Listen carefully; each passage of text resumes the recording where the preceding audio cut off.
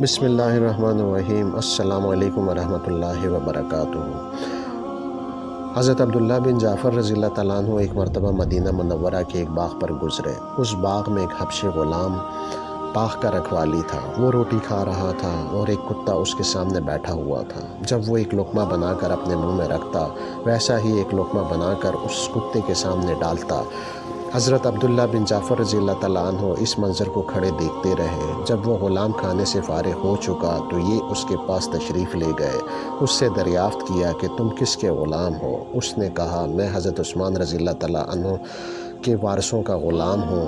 انہوں نے فرمایا میں نے تمہاری ایک عجیب بات دیکھی۔ اس نے عرض کیا آقا تم نے کیا دیکھا؟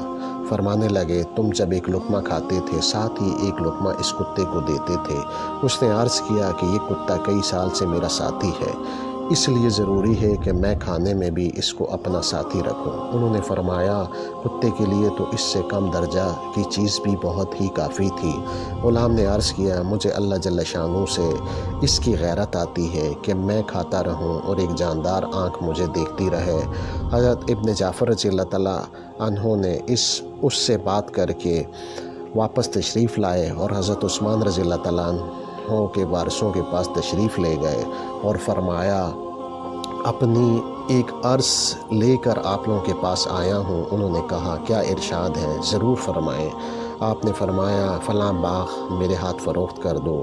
انہوں نے عرض کیا جناب کی خدمت میں وہ ہدیہ ہے، اس کو بلا قیمت قبول فرما لیں۔ فرمانے لگے میں بغیر قیمت لینا نہیں چاہتا۔ قیمت طے ہو کر معاملہ ہو گیا۔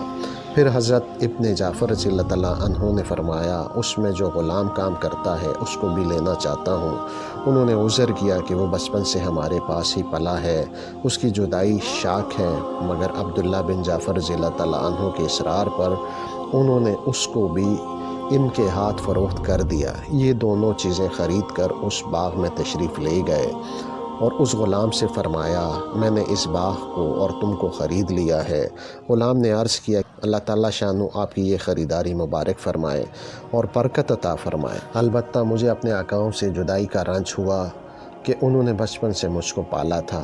عبداللہ بن جعفر رضی اللہ تعالیٰ عنہ نے فرمایا کہ میں تم کو آزاد کرتا ہوں اور یہ باغ تمہاری نظر ہے۔ اس غلام نے عرض کیا کہ پھر آپ گواہ رہیں یہ باغ میں نے حضرت عثمان رضی اللہ تعالیٰ عنہ کے وارثوں پر وقف کر دیا۔ عبداللہ بن جعفر رضی اللہ تعالیٰ عنہ فرماتے ہیں کہ مجھے اس بات پر اور بھی تعجب ہوا اور اس کی برکت کے لیے دعائیں دے کر واپس آ گیا۔